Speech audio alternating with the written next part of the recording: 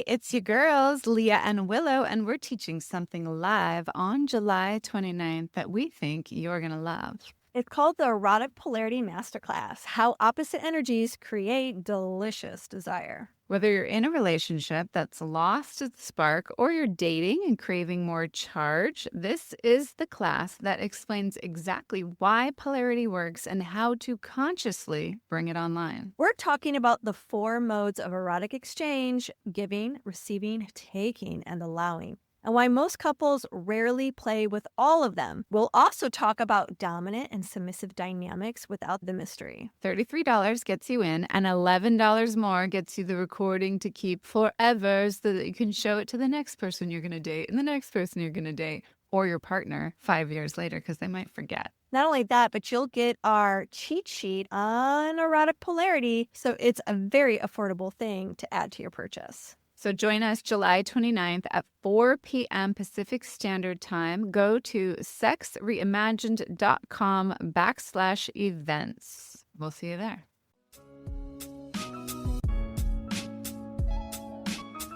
We're so excited and looking adorable, according to Alison Armstrong, who is with us here today. We could not be more thrilled. She is one of our sheroes and just a queen in this whole industry of helping men and women really deeply understand each other, which is a huge proponent to having amazing, mind-blowing sex. So welcome to Sex Reimagined. I'm Dr. Willow Brown. I'm here with Leah Piper. We are the co-hosts of Sex Reimagined. We're so thrilled that you're here. And you are going to just love our interview today with Alison Armstrong. So please tune in, turn on, and fall in love with Alison Armstrong. Welcome to the Sex Reimagined podcast, where sex is shame-free and pleasure-forward. Let's get into the show. Thank you. Yeah, welcome back. This is our third interview with you, Alison. Third. How long ago was the last one? Probably I think at the very beginning. 2023. Wow. Okay. Mm-hmm. Lots to catch up on. Yeah, lots to catch up on.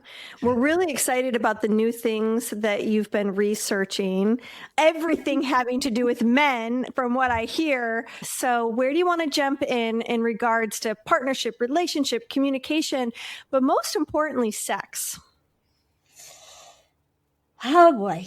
So I know that you know that I started in 1991 when I found out I was bringing out the worst of men. And this question popped into my head: what if men are responding to women? And there are a few areas in which men are responding more to women than in sex.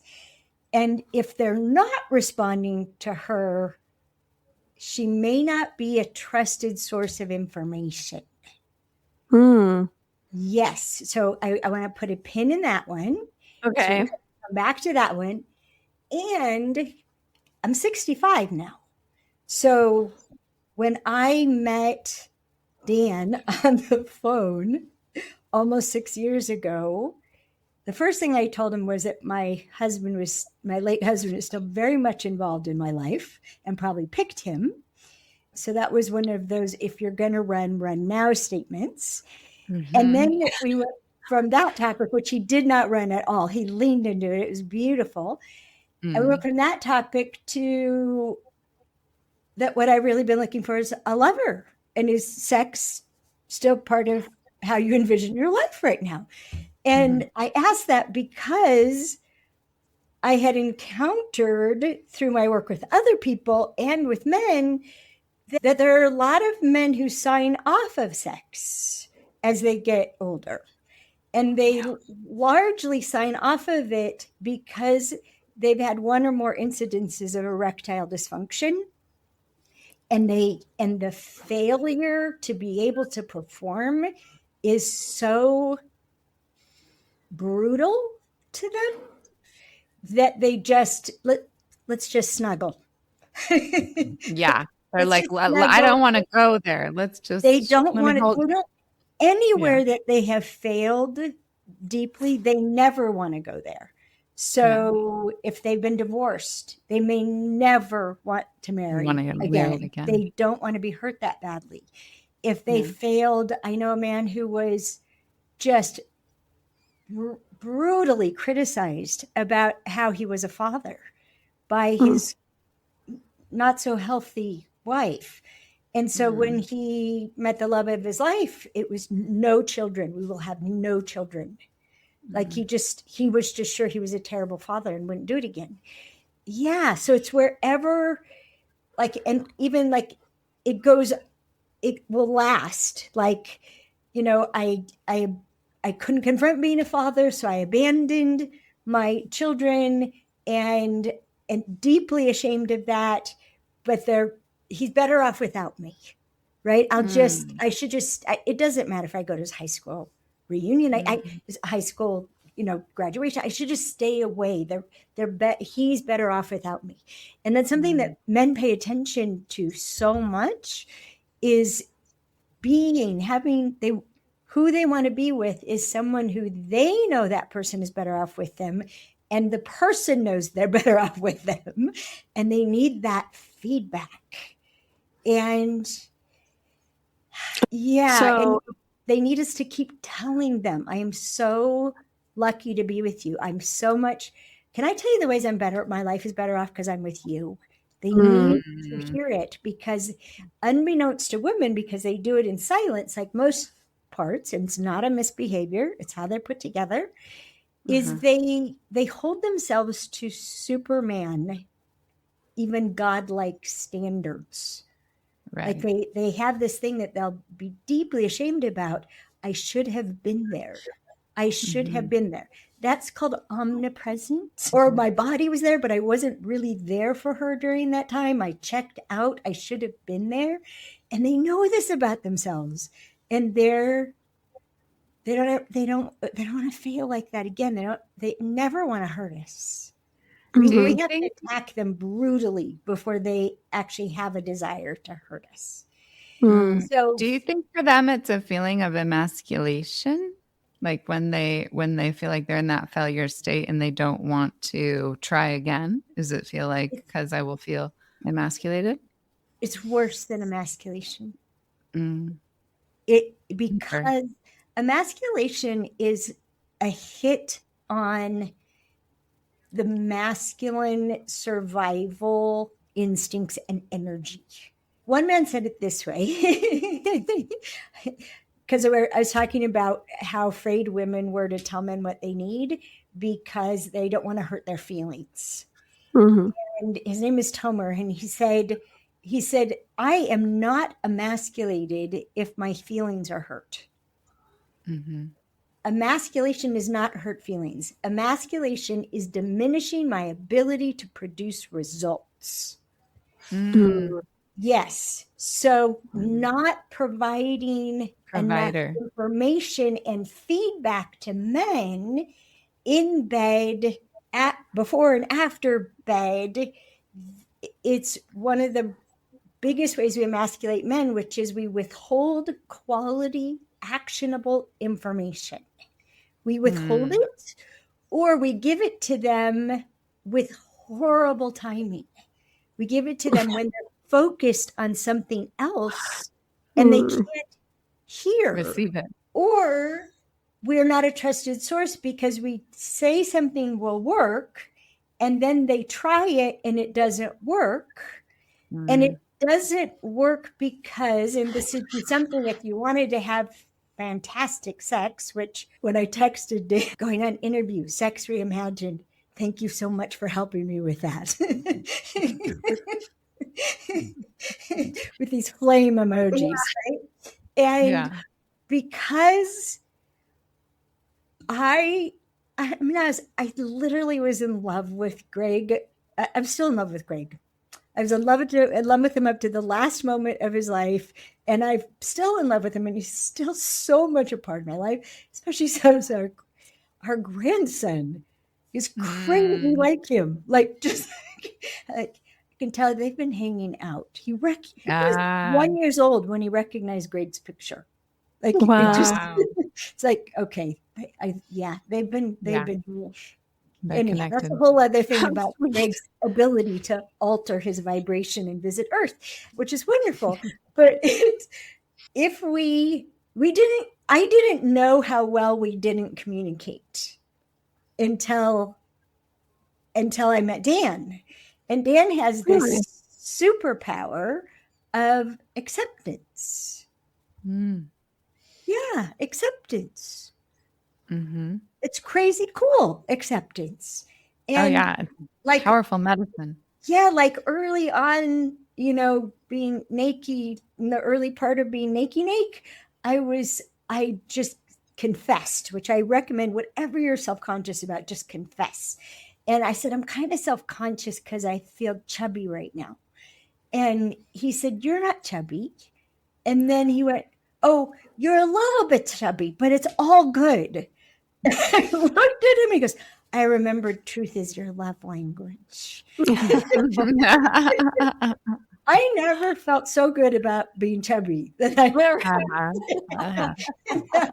moment.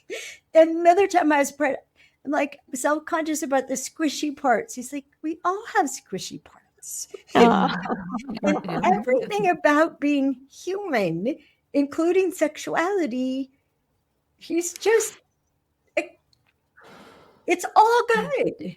And so on the other end of it, because I was committed to this, did we talk on the phone? Yeah, we had talked on the phone, I think, once. And I sent him Jaya Love's link, the erotic blueprints. And I sent him another one to Dr. Michael Bruce's work, the Power of When quiz.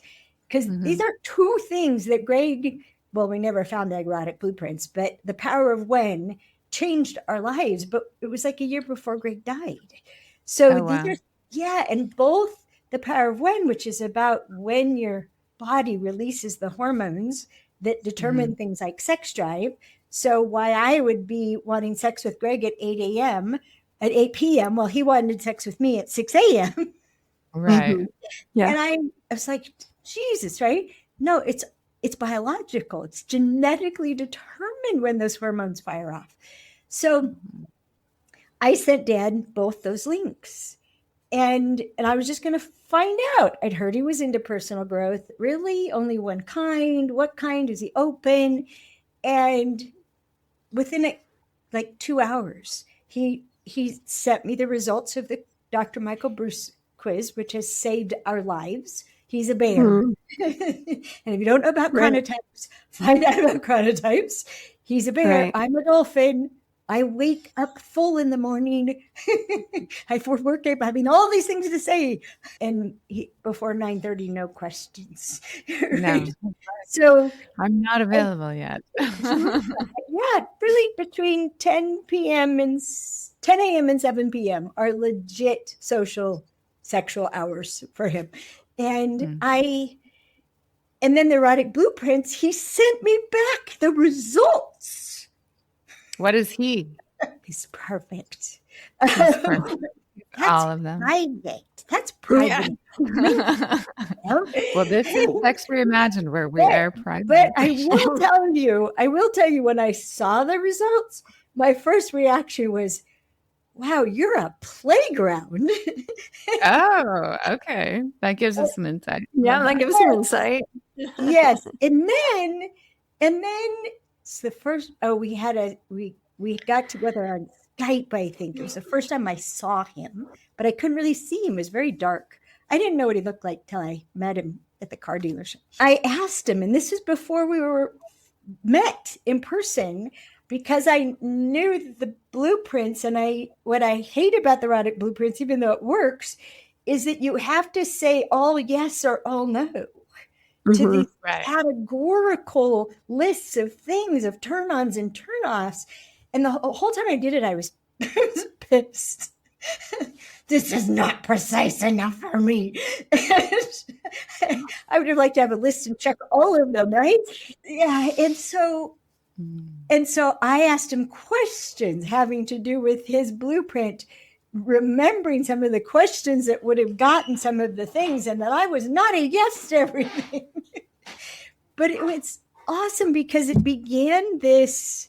So the word is, you can use two different words. One is try and one is reach. and they're very close together. So this is why it matters to watch when you're talking to a man. Does he lean in? Like physically, his body's literally muscle testing in front of you. Yeah. Is he leaning in? If you say something like, it seems like you don't like me very much. If he's like, huh? Right? Or stony face, you're right. If he leans it, what makes it seem that way? Right? So seems like, instead of accusing them of something or trying to tell them what's true for them, seems like it leans it, they'll lean into it. And so you can say, it seems like you're hesitant to do the thing that I asked you to do in bed. Mm-hmm. Well, I am. I didn't work. Right? So this seems like carries with it the willingness to be wrong, the desire for verification and clarification. And to go back to what I was originally saying, not being a trusted source, is we literally have to play the warmer, colder, hot game. Did you grow up with the warmer, colder, hot game? Not everybody. Yeah. Yes, we did. Yes. We're in that generation. Yes. So I think it's still done. I think it's lasting. Yeah. Hotter, no, cold. Just something. Not everybody in the UK, as far as I know, or not everybody everywhere. So that often our reaction to men in bed is, I told him what I wanted, and he's still clueless, right? He's just bumbling around. He's clueless. We'll take it literally. Clueless. Needs more clues. And if you demonstrate you're a trusted source of information, then you're a person to ask directions from. Is this it? A little to the left. And then they can tell by your authentic sounds. Or the hand clasped over your mouth, because this is not an appropriate place to make that sound. So they want to hit the bullseye. They so badly want to hit the bullseye. They do. And so they need assistance. And again, fairly early on, let's call it the first 3 months, Dan said, "What's that like when I do that to you?" And I thought about it, and I wanted to soften it. I wanted how to, do I say this? Neutralizing it. And then nope, we tell the truth around here. I said, annoying? Well, then I better stop. Yeah, he didn't take a hit. And so this is why the shame, why shame is worse than emasculation, is because emasculation just diminishes a person's ability to produce results. And it happens to us too. So if you think of masculine as all about results, feminine all about space, and we're like our bodies, an unoccupied space, and compassion and connectivity. And so we're trying to protect the connection with them. We don't want them to disconnect from us. So we try to soften the information that would allow them to be more productive. And they are focused on being productive, and they connect through the productivity. They're connecting through it working, not through it not working. And I don't know what to do. I give up. Okay. It's yes, mostly. Okay, go ahead. There's more, but I mean, I hear you saying a lot of things. Like, one is tell men the truth, give him clues, give him information, because he's dedicated to creating a result that makes you happy, that gives you fulfillment, that gives you pleasure, because he wants to win and he wants you to win. But also don't soften it. Tell it like it is, which could get some women, I would think, in trouble, because they do get their feelings hurt. They do feel criticized. They do feel shame. So how do we do this well? let's take a quick break. There is a level of intimacy that most couples never reach, and that is just the truth. And it's not because they don't love each other or desire each other, but because no one taught you, or me, frankly, the practices that actually build and sustain erotic depth over years and years together. And sometimes things are feeling like they're just fine between the two of you, but you can still feel that there's something missing. There's more available, there's more sensation, there's more closeness. Sometimes you can't quite name what it is, but you know that it's missing. Or maybe you've never had a real foundation for this kind of intimacy, and you want to build one together intentionally and from the start. We want you to know that what you're sensing is real. In my years working with couples as a Chinese medicine doctor and Taoist sexology practitioner, I have seen something consistently. The body holds what the mind has not had a chance to process. So tension, trauma, old experiences, emotional residue, all get stored in the tissues, especially in the pelvis. And when that area is approached with skill, with presence, and within a proper ritualized container, something releases. Sensations return, and depth becomes available where it wasn't accessible before. And I have watched this happen in the classroom hundreds of times. A couple walks in a little nervous, a little guarded, and by Sunday afternoon, they are different with each other. Not because something was fixed, but because something was opened. And that is really what this weekend is designed to give you. The Sacred Spot Retreat is 2 days at the Craftsbury Farmhouse in Vermont, September 26th and 27th. Saturday is devoted entirely to her body, and Sunday is devoted entirely to his. Each day follows the same structure. We teach in the morning, then you take an extended private lunch break where you practice together, just the two of you, in your own space with exactly what you learned that morning. Then we continue in the afternoon. This is educational, it's embodied, it's deeply intimate work, and it is completely safe. Clothes stay on when we are in group spaces throughout the entire weekend. I know this kind of weekend can feel like a big step. Maybe one of you is more ready than the other. Maybe a part of you is nervous. It's totally normal. It's totally okay. Every couple who has ever walked into one of our retreats, including ourselves when we first stepped into these spaces, has arrived with some version of that feeling. And almost every single person afterwards says that they wish they had done it sooner. Willow and I have spent decades building rooms where real things can happen safely, where curiosity is welcomed, nothing is ever required, and you set your own pace. So if you've been sensing that there's more available between you and your partner than there is, and you don't have to keep finding your way there all on your own. Again, the Sacred Spot Retreat is September 26th and 27th in Vermont.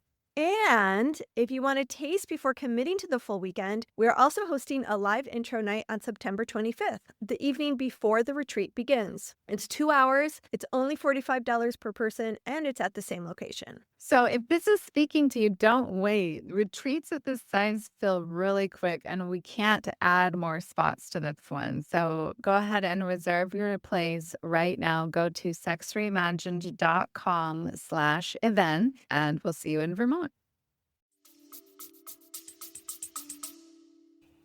I can't tell you, but it's attitude. Okay. And most women's attitude is in the domain of misbehaving. Mm-hmm. You're not doing what I told you to do on purpose because you're stubborn or dense or don't care about me, right? Mm-hmm. I shouldn't have to tell you. Mm-hmm. You ought to know this by now. You're a grown-ass man, and this is embarrassing and uncomfortable to me, and I shouldn't have to tell you this. Right. Like, you should have read a book by now. Read She Comes First, by golly. Yeah. Yeah. I feel like this comes out in tone a lot. The attitude comes out in tone a lot. In fact, I was just walking in the neighborhood this morning and I heard a man and a woman talking, and the tone coming from her was he was just dense in her mind. You know, that's what was going on. And it's and the poor guy was trying to communicate, you know. So it's just like, I think as women, we also, like you've spoken about, Allison, as women, we get really full in ourselves, or we haven't taken out the trash, we haven't emptied ourselves. So we don't really quite have the capacity to like take a deep breath, get into a place of curiosity with them, and then like communicate from that place of a different attitude. Yeah. And I mean, if for that I made it a long time ago after an interview with Ariel Ford. It's called Coughing Up the Truth. And it's in 3 parts. How do you prepare yourself to cough up the truth?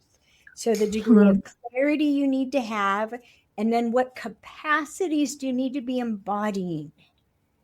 Don't cough up the truth angry or impatient. It will always go badly. And so how do you prepare yourself for coughing up the truth? And then it's called cough it up, blow it up, clean it up. And we try to cough up the truth without blowing anything up. So in our minds, we've already scripted them, and we're trying to find our script that will get their script. And we're all wound up energetically, and they can tell something's wrong. And then that they should already know, the expectation that they already know, or they're purposely withholding this or just doing what they're selfish. They don't do that because they don't like it.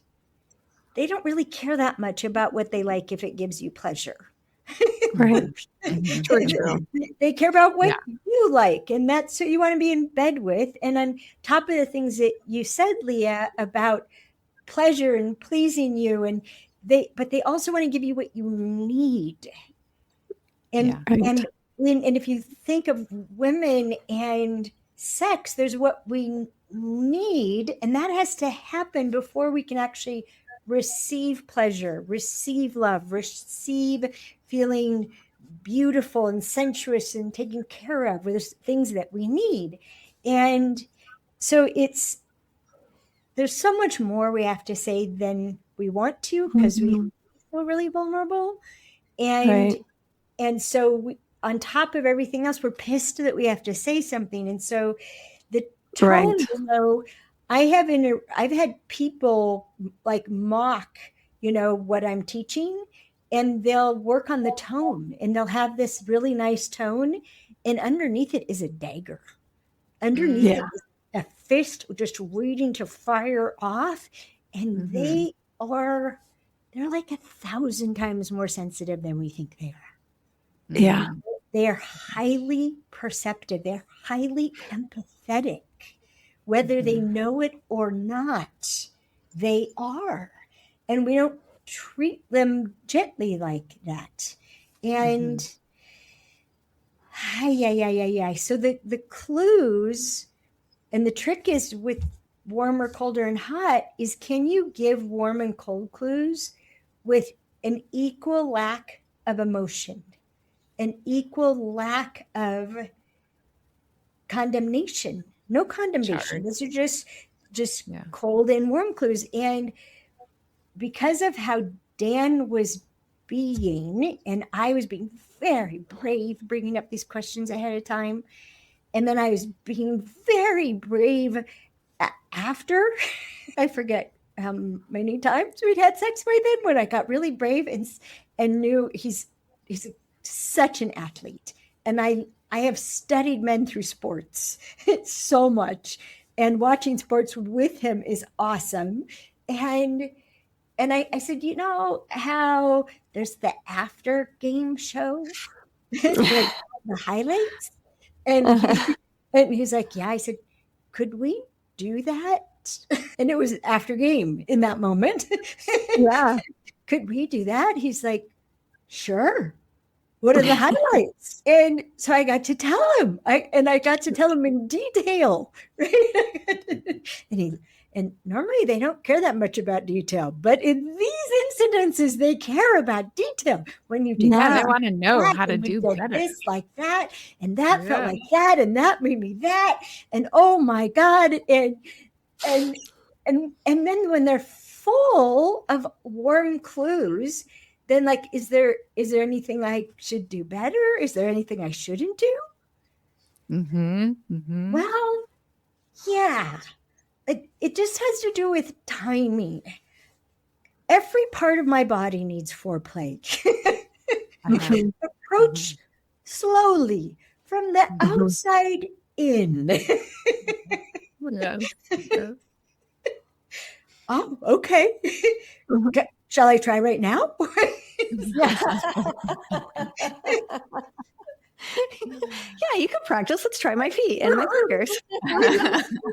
Exactly. Like, don't go straight for. Like, go straight for the nipple. Ow! Right. Go straight for the clit. Ah! I know. Everything's got to be warmed up. And I just know that for me. And plenty of women, and even they are that way. They, oh my gosh.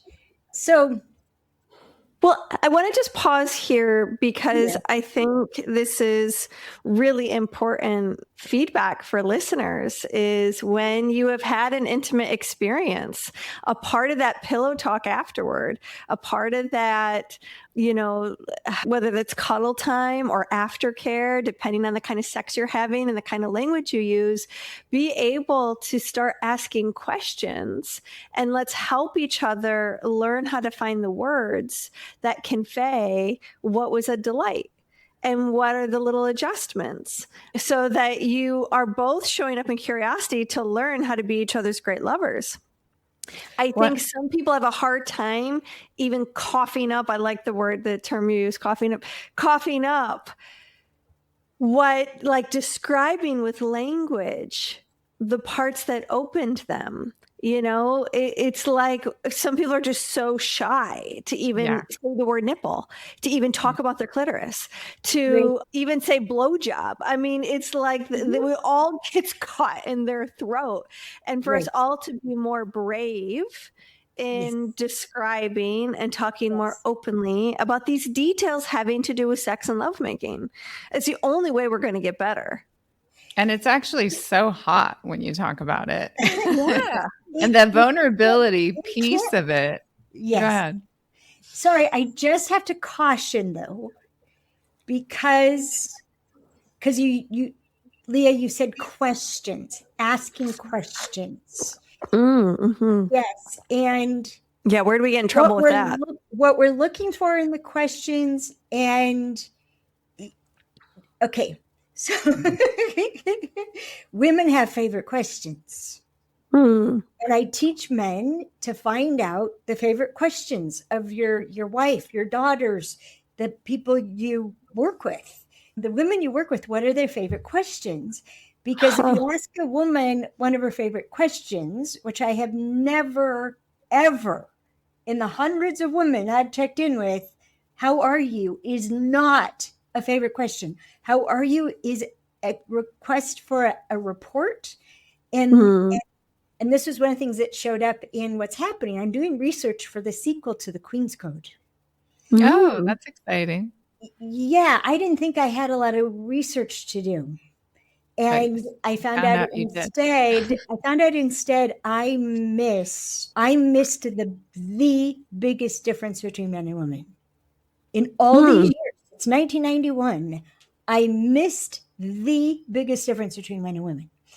Which is what? Which is, you got to tell us now. I promise I will tell you. But first,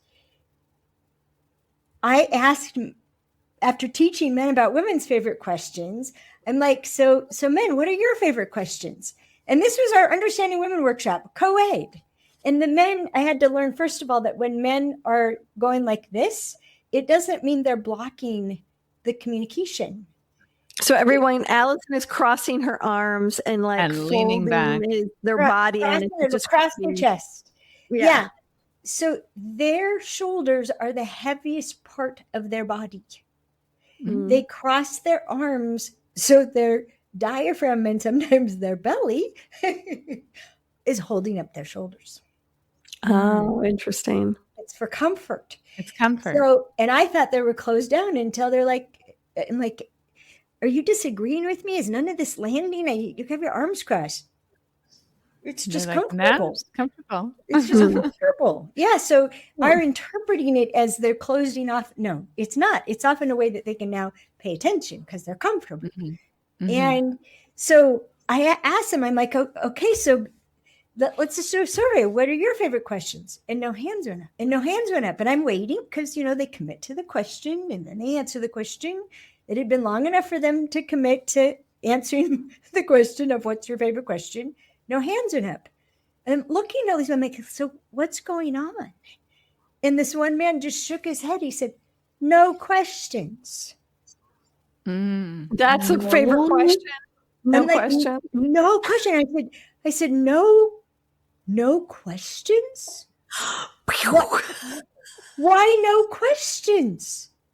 And another man called that, they don't want any questions. This is why I interrupted Leah. This is why I'm like, wait a second. And I said, why, what is it about questions? And another man shouted out, I don't want to be interrogated. Yeah. And I was like, whoa. And then I said, how many questions does it take to make an interrogation? One man with his arms crossed went like this. God damn it. One question. That's why we need girlfriends. I have a solution for this. Okay, what is God? Because I am like, oh my God. That just makes me feel like I'm going to be mute. I feel like I am a guy sometimes because I get annoyed with all the questions too. Yes. So here's the trick, Leah. Don't ask any questions. Mm-hmm. That's like saying we can go into the playground, but only if we go on the swings. You want to play? We can communicate. My questions. You're going to answer my questions. Let's connect. Yeah. Answer my questions. Because I have all these things in my mind that are really bugging me. So now's the time you're going to answer my questions. It's my turn. Interesting. Yeah. Instead, what if you opened a gate and invited them? You want to come into the playground? Mm-hmm. And they could go anywhere. They could go on the monkey bars. They could go on the slide. They could play in the sandbox. They could do anything they wanted. And so instead of a question, it could be, can I tell you my favorite parts? Mm-hmm. That's no question. Like, okay. But it's a permission question. Mm. It's not a question of them. It's a permission question. Could I tell you some of my favorite parts? If he doesn't answer, he might be asleep because sex spends testosterone and they've got to recoup the testosterone by resting. So that's why they fall asleep. You could just put your arm around me before you pass out. Because that was really fun. I'll tell you more about, we'll have the after game later. But I mean, favorite parts, or can I tell you the thing you did to me that was amazing? Do you have to even ask, or can you just talk about it? Can you just go, can I tell you what let me tell you my favorite part, where it's, you have to ask if they're up for hearing it. Can't just launch. Launching is not respectful. Really? Even with great enthusiasm? Let me tell you what I loved. God, that was so hot. My favorite part was you could. You're all lit up. I'm going to ask you to try. As long as you're reading the moment. Yeah, but I'm just going to ask you to try because while most women are attempting to survive through connecting all the time, most men, and this lasts until about 60 years old, maybe someone might be in their 50s, they're surviving through productivity. So the most important thing to them is respect. Because if they're not respected, their productivity it's not just cut a little bit. It's like, it's minimized. So asking permission conveys respect. Yeah. As does, I'm sorry to interrupt. I'm sorry to interrupt is a validation that what he's doing is legit. And mostly women think what men are doing is not legitimate. So we feel like we have the right to interrupt. Plus our diffuse awareness is interrupting us constantly. So we don't know the sense of peace that their focus gives them. Like if you watch what he's doing, assuming he's in a meditation of that. Okay. They're always in this meditation of that. And so ways to convey respect. And in our Understanding Men program, we have a whole flip chart of showing respect, all the ways to show respect. And asking for a time to talk. When would be a good time for you? That's caring about what's good for them instead of I need to talk now and I don't care if it's good for you or not.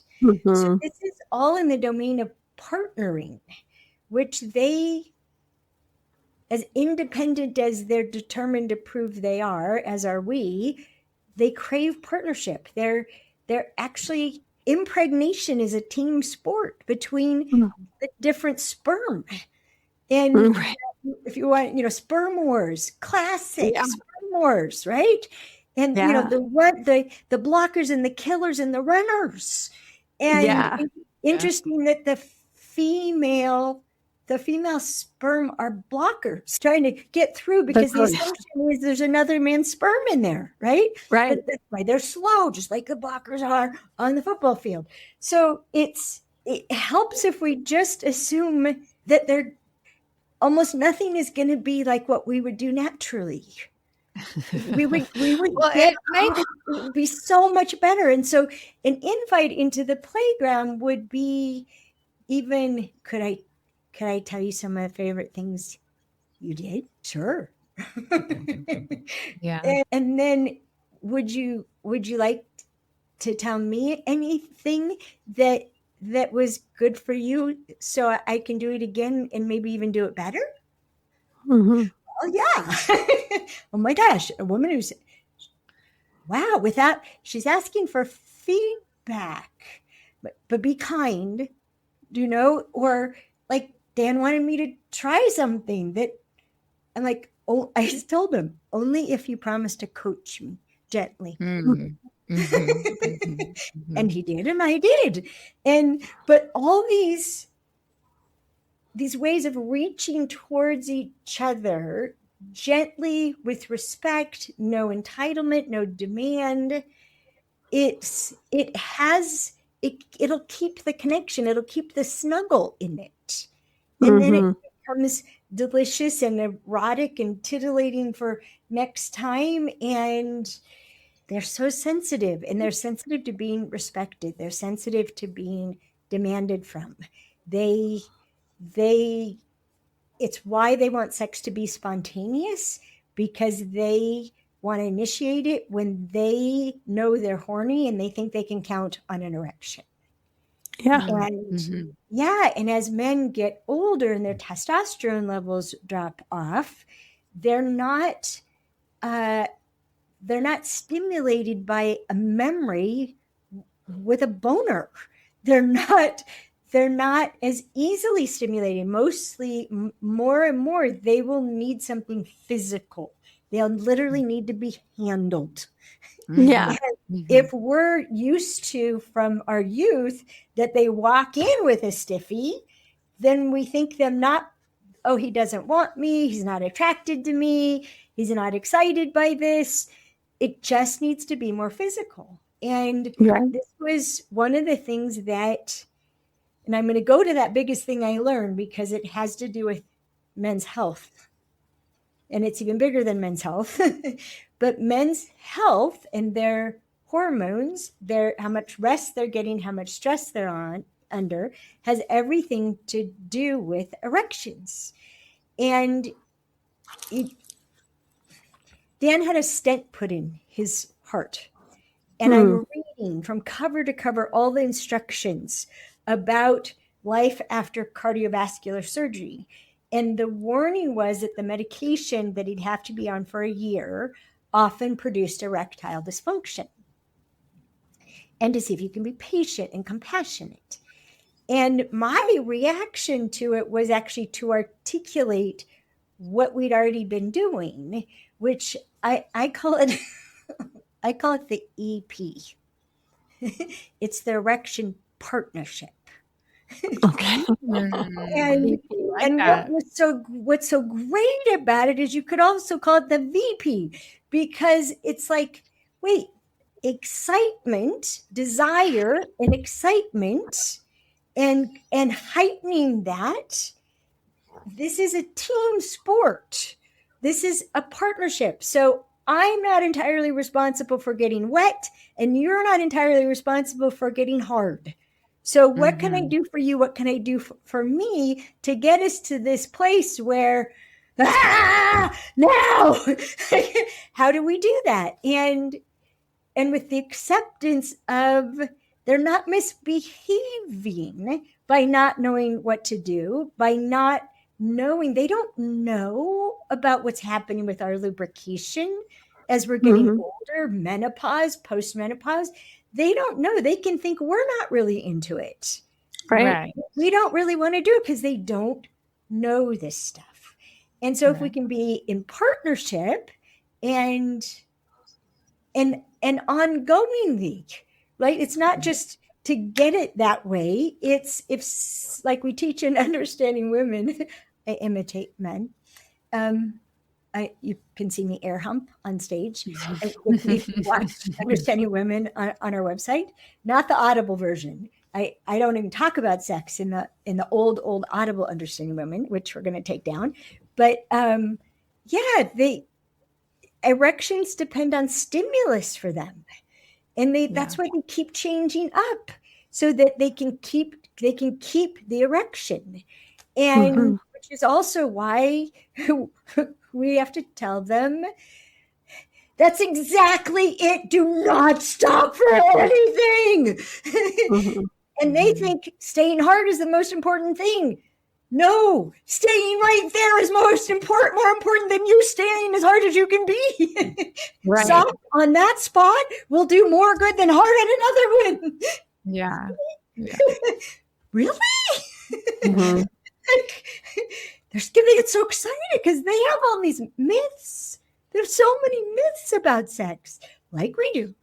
So, so it's the more inviting we can be, the more respectful we can be, the more tender we can be, and the more truthful we can be, and then follow up. We've got to follow up. Hey, you remember that thing I told you in the after show? Could we do that now? You want that now? I especially like that when you do that when you're lying on your left side. This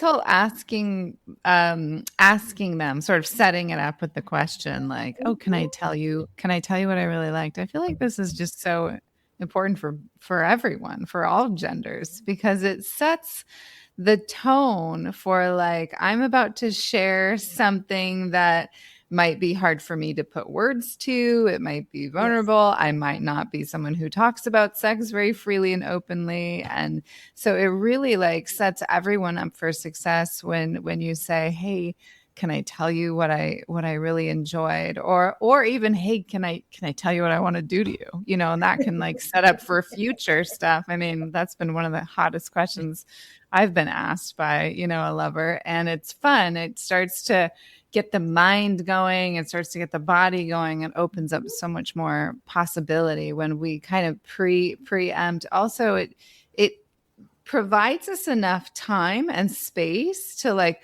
okay, now I've got the mic. I'm sharing something here. And if I need to pause in between words to think about what I want to say next, then I've got that. It's like you're setting up a little container for yourself to share. Yes, you're right. And you may have to be more specific. This is hard for me. So please let me get all the way to the end of what I have to say before you interject or ask me anything, because their brains naturally go to what's the point. And it seemed like this is hard for me. What's the problem? Right. I don't know what the problem is. So it's there isn't any problem. Can I tell you why? Can I tell you why I scream so loud? Sure. Okay, this is hard for me to be this specific. So can you wait all the way to the end, and could I actually show you what you did that was so good? Yeah. Sure. What part of me do you need? So and so it's okay. Are you ready for the biggest thing? We're ready. We're Ready. on the edge of our seat. And this Which has one? everything to do with sex and communicating about sex. Great. Perfect. All right. It's not quite a year since I learned this. It dropped down in my head, just like what if men are responding to women? Years later, what if no one's misbehaving? What if there's a good reason for that? What if no one's misbehaving, including you? Self-acceptance, hugely sexy. And I had started downloading, the Queen's Code is channeled, right? Yeah. Yeah. As Keys of the Kingdom. So I started downloading the King's Code 2 years ago and was getting like trailers, and it had me in tears. I was just tears streaming down my face. It's so beautiful and whoa. And then it took a while to set aside time. So, Wow. and then I was in the kitchen, I was walking to the sink, and this thing dropped in my head: the ever presence of death. That's the difference between men and women. What? Well, the difference, Leah, and I've now talked to so many men about this. Not a single denial, not a single detect. They just nod. It took me 3 months to say it to Dan. I was so worried. I talked to so many men, but I was afraid to talk to him. And I finally brought it up to him. He said, "Yeah, it's sitting right here." Death? Death. Oh, okay. Death. The ever presence of death. And so I would say it. They'd go, "Yeah, a young man in Romania." He says, "Yeah, I fall asleep at night, often thinking I could have died today, or I might die tomorrow." And they just nod. But as I started inquiring into what if there's a good reason for that, and what does it connect to? And it's literally been connecting to everything I learned about men in the previous 35 years, and including who we are for them. And so I started getting to contrast it, and they nod, they add on. We are women. We embody the ever presence of life. They live with the ever presence of death. It's right there. Can I say that word? Yeah. So when I first discovered this, I was talking to a man that I met at the big tent, and an amazing mentor in many ways. And I was telling him about this, and he's like, "Yeah." And I said, "Well, it makes perfect sense. The ever presence of death, why not eat it, drink it, and fuck it? Why not? I could be dead tomorrow. I could be dead immediately afterwards." Right? Why not? And so all this struggle I'd been having with Dan, and I had with my husband about his physical health and contributing to illness, contributing to a lack of energy, contributing to feeling bad, doing things that his body clearly objected to. And I ended up, I had to be with it for like 4 months before it finally connected.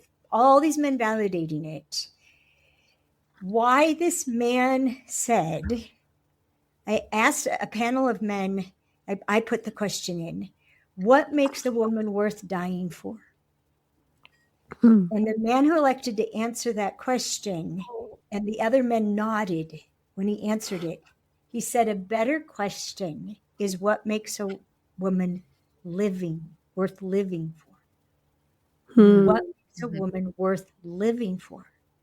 Mm. And I didn't understand it. Mm. But dying is simple. Dying is easy. Death is right here. It could happen any minute. They don't want to die. Most of them are afraid to die. The biggest thing they're afraid of is dying for no good reason. They are totally up for dying for a good reason. It'll even, and I said this to some men and they all nodded. They will even choose to die to protect the life of another man that he thinks the people that are important to him will be better off. They'll be better off in his care than in their care. He's the one that'll get him out of this mess. So I'm going to protect him. So does this point back to honor being like one of the sort of North Stars for men? Yeah. Yeah. And honor, one of the biggest things that men don't know is that shame, which they experience when, according to their very high standards, they have failed. And this is why it's worse than emasculation, Willow, because, and it was my husband who taught me this. He said, the worst thing about shame is it separates you from your spirit. Right. Yeah. Totally. This is why and it even occurs. This is one of the few feelings that men and women have in the same place. And it's in the chakra of self. We disconnect from ourselves, our true selves. This is why it's way worse than emasculation. Emasculation just affects productivity. Shame affects their whole sense of worth as a human being. And men think that the feeling of shame means they're dishonorable. And so they've been more ashamed to be dishonorable, which for them, the definition is to do the right thing no matter how you feel. No matter how you feel. Yeah. Do the right thing. She's smelly. Right she's smelly, but it's not my preference, but it's what she really needs right now. I'm going down. Another man that, like, you know, I know a man who said, all my women, I tell them not to bathe for 4 days before we're going to be together. Some men like it right.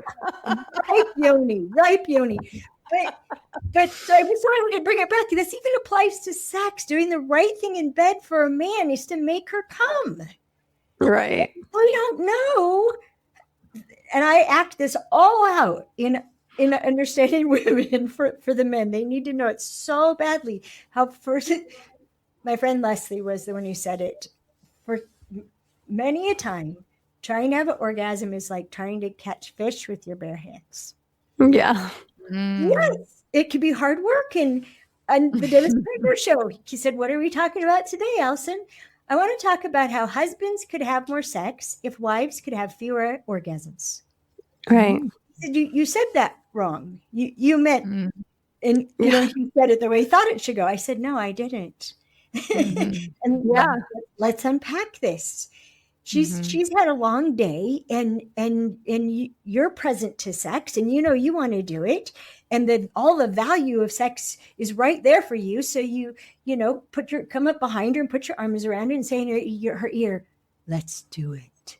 Thinking that's going to have it be completely present to her, when instead, if she hasn't built enough oxytocin, she can't have an orgasm in the first place. She has no desire to do it. And in fact, she has a sense of dread about having sex because even unconsciously, she knows that she doesn't have enough oxytocin, and the sex will spend oxytocin, and she will end up feeling less close to you, less bonding to you, and depressed. That the sex will leave her depressed. And so it's like saying, you know, honey, you've done so many great things today for me. I just have one more thing to you. And it's not only that I need a release of sex, I'm going to keep you awake until you have one too, because I, like all human beings, am projecting my needs onto you. I'm deciding and providing without verifying. And that's what this big section about orgasms. I am pro-choice orgasm. We should get behind. So even ask me, honey, do you need an orgasm? Do you want an orgasm? Nah, let's just do you. That's satisfying for me at this time of night. Let's just do you. So even telling them things like free parking or, no good wood should go to waste. If I'm awake, just slip it in if I'm wet enough, or use some spit and slip it in. It's not a bad way to wake up. Just make sure it's after whatever the number is. 6 a.m., 7 a.m., 8 a.m., 8 p.m. Anyhow, it's the ever presence of death is what has men not think about their health long term. Like a month or 2 or 3 months out, let alone years out, and unless they need their bodies to fulfill a purpose that is driving their life. I was going to say, but there's a lot of men who are thinking long term about their health. But yeah, they are using their body. They're using their body. They have a reason to be alive, to stay alive, and to stay healthy. Even having children, right? That's one reason. Having children, seeing the children. I got to watch it with my dad. He should have died much younger, but he kept picking who he wanted to see graduate from high school. And my son was the first grandchild for my dad, but my brother didn't have any sons. And so when my brother's son was born, his 5th kid, that was my dad's new goal. I want to see Isaiah graduate from high school. I'm like, that's cool, Dad. I didn't remind him the kids were homeschooled and there would be no graduation ceremony. That didn't really seem important. And but yes, if they've got to have they've got to have a reason to live for, because the purpose gives them focus. And literally when they focus, it screens out everything irrelevant, including death. Well, that's interesting statistically, because they say men who are married live longer. They say men with daughters live 18 months longer for each daughter that they have. That's interesting. Whereas women live longer not being married. Well, yeah, and dads will live longer until she has a good man to take care of her. That's what he's looking for. So who's going to take care of her? And that's why they're so critical of the men that we may bring to them, because they're looking for replacements in being accountable for your safety, for your well-being, for you having what you need, for you being happy. They're looking for a replacement for that. Makes sense. That man who said a better question is what to live for. What makes a woman worth living for? Yeah. Worth living for. Did you get the answer to that question? Did they comment on that? No, nobody answered his question. They just nodded that was a better question. Okay. A better question. And here's the thing. And this was the first thing that came about the King's Code. And what they showed me was, amongst other things, they showed me that men, consciously or unconsciously, are filling a team. And and as a man pointed out to me, Tom Brady was not looking for another Tom Brady to be on the team. So men are literally hunting for strength, although they'll almost never talk about it because instinct has them never reveal anything that can be used against them. They'll never talk about their weaknesses. They're acutely aware of their weaknesses. They don't need us or like us to point them out to them. And They don't need us or like us to point them out to them, ladies. Remember that. They don't need us. They don't need Let me tell you what's wrong with you. You're shitty at that.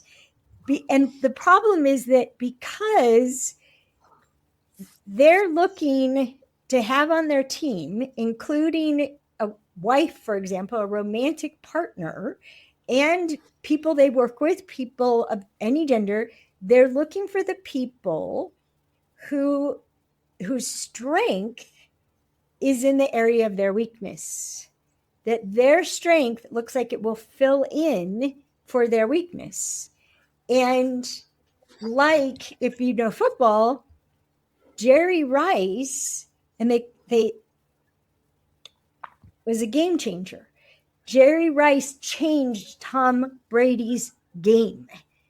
They're looking for the person that's going to literally expand their possibilities in life because they have complementary strengths. So they are looking for a partner, someone they admire, that they also believe they can attract and keep. And how you keep is you can give her what she needs and you can make her happy.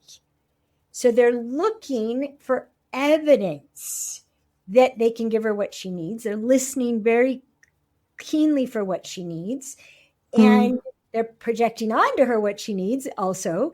And they're paying attention to the only thing they want from her. Does this person that I admire and respect so much and know I'd be better off with admire and respect me for my strengths and know that she'll be better off with me? Is she going to be better off with me? And part of them being honorable, Willow, doing the right thing no matter how they feel, is if they don't think she's going to be better off with him, it doesn't matter how much he admires her, how much he respects her, how much he loves her, how much he's in love with her, how hot they are in bed together, it would be dishonorable to ask her to commit to me. When There's a lot of women and a lot of heartbreak, though.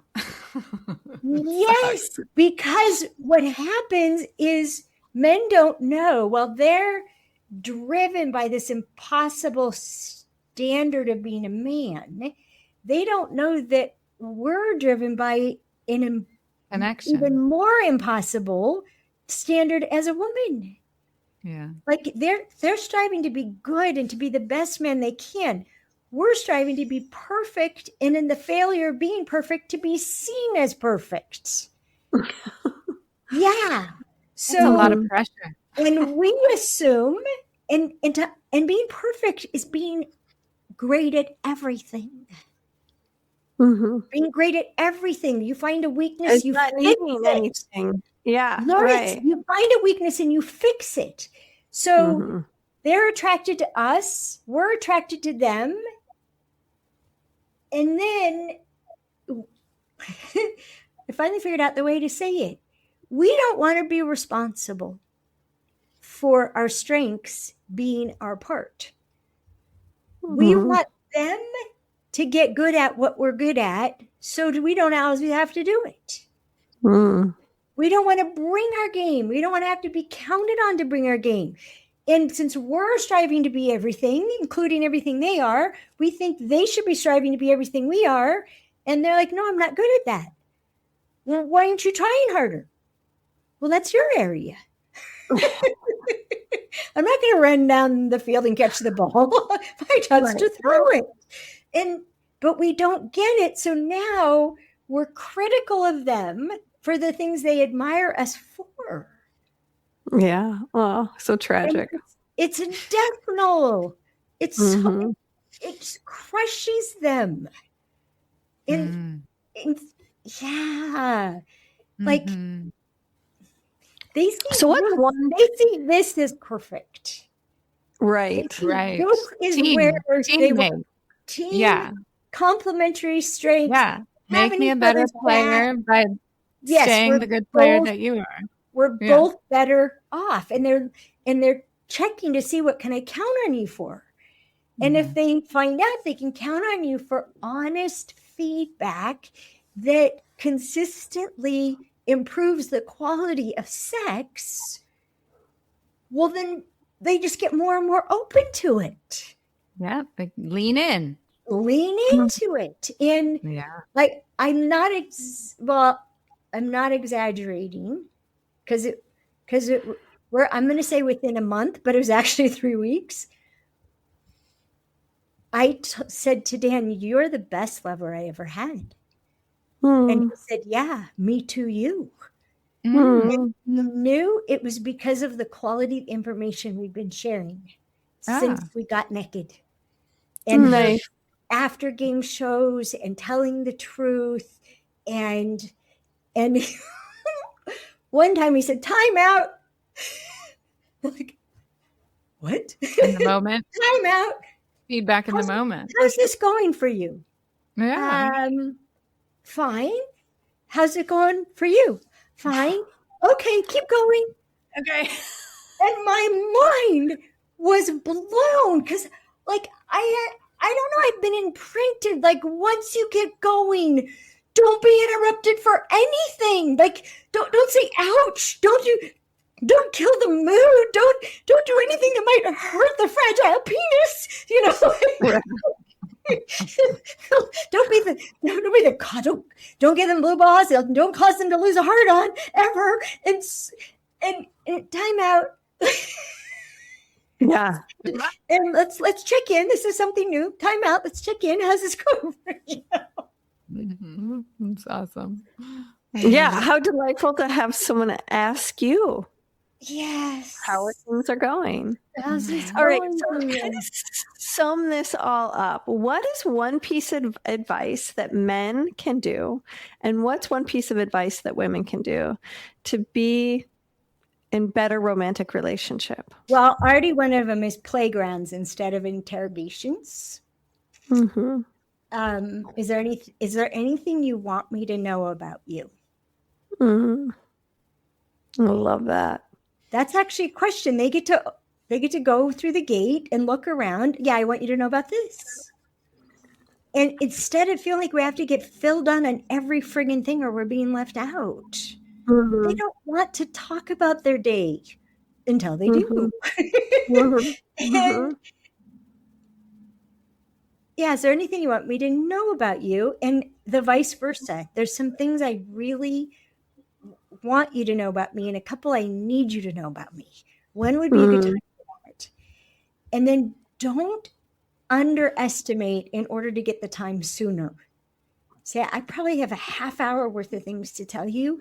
And that's before you even ask me any clarifying questions. When could we do that? And it might be, this is Monday. I could do that on Saturday, which is why we lie, right? Because we want it to happen sooner because we're so full. Well, first with a friend, empty my basket and it'll help me get clear about what I'm going to tell him on Saturday. And you can even do that. Okay, between now and then, I'm going to get as much out of it as I need to. So I'm just left with what I really need you to know. You know what they say to that? Thank you. Right. That's respect. Yeah.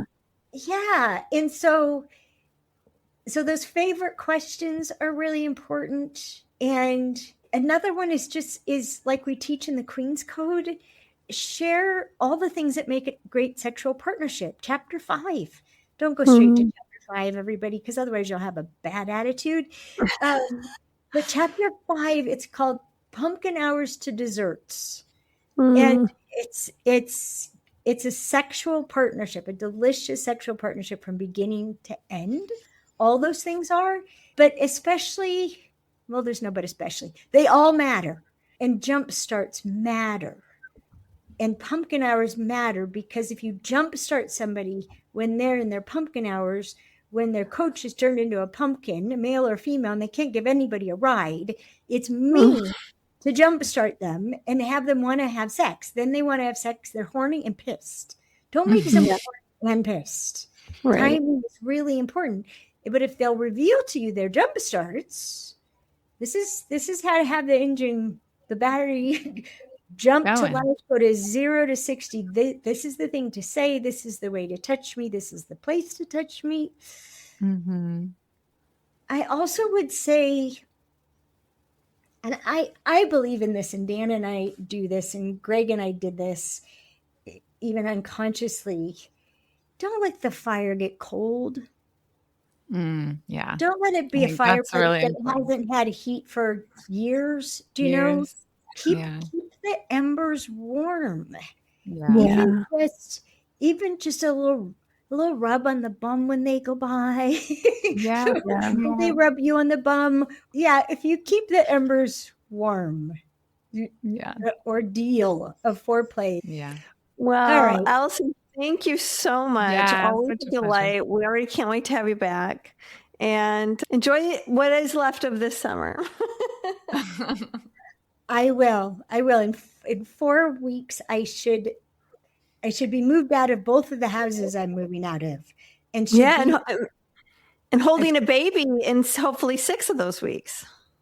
Exactly. 6 would be great. Just hold on. A lot of transformation in a short time. So take good care of your adrenals. Thank Make sure you get lots of sex. And lots of sleep. And lots of sleep. Yeah. But the best part is moving with me. Yay! Wow, that is the best part. Yes. All right. Alison, how can people find you on social media? Let's see.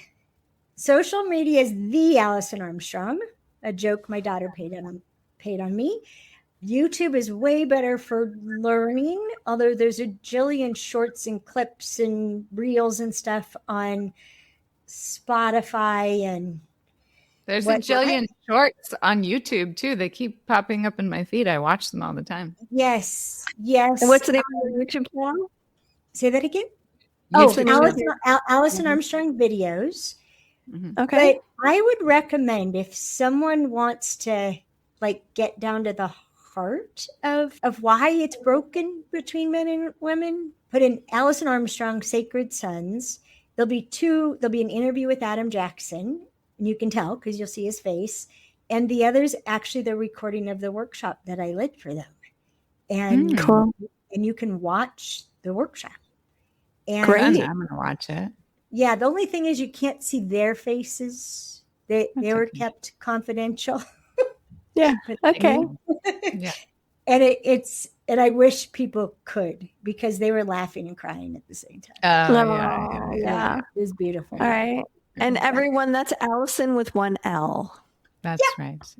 Okay. Although you can spell it with 2 L's and they usually find me It'll too. still pop up. Okay, good. Yeah. Okay. All right. Thanks again, Thank you so much, Alison. We love you so much. I love you too. And thanks for holding this space. So fun. That's our pleasure. Yeah. Sex matters. Yes, it does. It really does. I plan on being really, really old, still having the best sex of my life. Yeah. Yeah. Maybe continue. Always have the best sex of your life in your present and your future. Yeah. Yes. That's a great words of wisdom to close on. Yeah. All right. All right. Much love. Everyone, don't go away. The show's not over. The dish is coming up next. Now, our favorite part, the dish. All right. Alison Armstrong. That was a lot. A lot of different pieces, a lot of different pieces.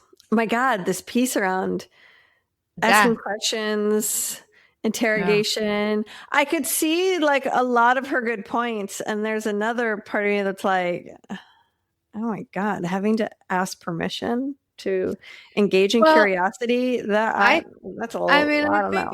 I think it's about reading who you're with, right? It's attunement to who you're with. Some people you won't need to preempt that question, and others you will, so it's just obviously coming back again to who you're with and what the scene is and what the setting is and what the tone is and where you're at. I thought what was interesting though was the death piece, that men always have death in their in their field, that they're always thinking about that? Like, is it worth dying for? I mean, it was an interesting note. I mean, we'd have to start asking Matt about that. Some men in our lives about that question, because what's your relationship to death as a presence in your awareness? I mean, I know that if I asked like my dad and my brothers, they probably both would have that awareness because they have kids. So I think if you do have children, there's this other element of like, now you're living for them. You know, a lot of clients, a lot of men in my realm who have kids, there's the kids are what they're living for, you know? So. Well, I do feel a real sense that Matt is living to make sure I'm okay, you know? For sure. Yeah, he would be happy to go otherwise if you weren't in his life, I'm sure. Like, there's another part of Charles that when we're talking about his health and his death and how close he came to having terminal cancer, you know, the way those conversations happened and the things that were said and the things he didn't tell me, I know were to protect me, and being concerned with my okayness. How long would I not be okay in experiencing grief to that level? And I think Matt's very sort of obsessed with his health and keeps on top of his health way more than I do. And he's also 10 years older than you. So and he's 10 years older than me. Yeah. So I think I can see that there would be an awareness of needing to stay alive to make sure that I'm okay. Yeah. But Matt also is like, I don't want to live till past 85. I don't think I'm going to live that long. And I'm like, 85 is nothing, dude. What are you even talking about? Like, your dad's almost 80 and he looks amazing and his health is perfect. Yeah. And you can't predict that Matt's health is going to be the same. He's got one side of the family's got great genetics. The other side of the family has shit genetics. So who knows? But in any event, he always says that and it always bothers me. Like, why are you acting like that's an impossibility? And why would you want to or not want to die before that age? Like, it doesn't make sense to me. It does annoy me when he acts like he wants to die or is going to die earlier than what I think is reasonable. Well, there is a death conversation between you, I think, in your horizon. How dare you think you're going to die before I'm ready?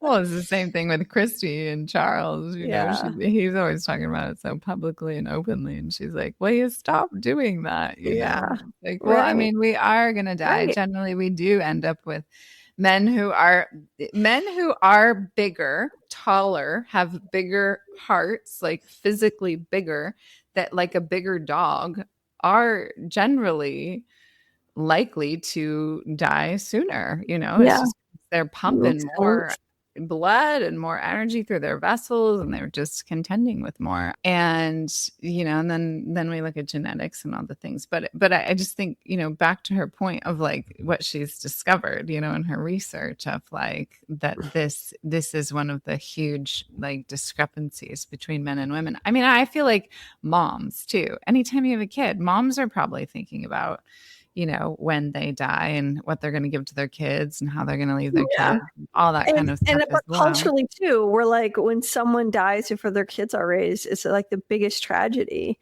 anyone would not have a primary parent as they're young and their brains are forming. And, you know, you think about all the landmarks of like getting married and graduating high school, your period. Like, there's all these things. It feels like a tragedy if there's a parent that's not there for those milestones when you're young. But I don't know. I didn't fully connect to that part of the process. I'll have to really sit with it and test it out. You know, I was also sort of surprised to hear this, like, after sex. I don't know. Like, when I have the post game. That's satisfying almost every time. I am so filled with joy and ecstasy that there's a part of me that, in order to process the experience, has to verbalize, this corner and this thing and this thing and this thing. And that was so big for me. And like, it just rolls out of me as just an ever delicious reliving of the experience. And I am not going to stifle that for anybody. And I don't think that's disrespectful, but I'm going to test it. I'll ask if it's okay because it's worth doing the research over. But I am radiant at that moment, and it would be a sin to withhold it. I also like relive a really high point of deliciousness, but maybe that feels overwhelming to someone's system. Well, again, it depends on who you're with and the tone and the scene and the setting and how open they are and all I of don't those know. things. I'm highly suspicious. I think it's about attunement to the moment more than asking permission personally. But I also think it's like be expressed. And if you have a hard time with someone's radiant expression, get your head checked. I mean, I don't think that's a me problem. I think that's a you problem. And maybe that's disrespectful, but I don't know. I kind of feel very suspicious of that. Oh my gosh, that's funny. I think here's what I would say is like there's if there has been some amazing sexual encounter and the man has had an ejaculatory orgasm, he just might not be as available for your radiance as he would be. I guess maybe this is very selfish of me. It's not for him anyways. It's for me to relive and for him to delight in. And if he doesn't have the bandwidth to let that sink in, blessed be, to hang out on the path, close your eyes. I don't need you to like hang on every word. It's for me to digest. It's for me to get to that place of rest and digest. Yeah. I wouldn't want somebody to stifle that. Like that would not be a good fit for me as someone. Like I'm not going to get much more from me. You don't have to comment. You don't even have to be present for it 100%, but don't stop me. Yeah. I guess that also just like points to like, what's the purpose? And if the purpose is for you to have your moment of integration with it all, then God bless, have that moment. Processor. So, if you can't hang with a verbal processor, you're not my guy. Totally. Yeah. And thankfully I got one. So there's that. Yeah. Okay. Anyways. Love you long time. Love you too. Ciao, ciao. Bye. Thanks for tuning in. This episode was hosted by Tantric Sex Master Coach and Positive Psychology Facilitator Leah Piper, as well as by Chinese and Functional Medicine Doctor and Taoist Sexology Teacher Dr. Willow Brown. Don't forget, your comments, likes, subscribes, and suggestions matter. Let's realize this new world together. All right, moment of truth here. How often does sex feel less like connection and more like something you're trying to get right or get through? Do you race to the finish? Do you find yourself performing instead of feeling? Maybe going through the motions instead of actually being there? Now imagine the opposite, slowing all the way down. Feeling everything, everything, instead of racing past. Turning sex into something you actually get to savor and unfurl into. That's what I'm teaching live on September 2nd in a brand new masterclass called Slow Tantric Sex. 90 minutes, live over Zoom, real practices for building anticipation and staying present in arousal instead of rushing through it. It's only $33 to join live, and the cheat sheet and lifetime replay for just $11 more, so you never lose access to what you learn. Grab your tickets at sexreimagine.com/events.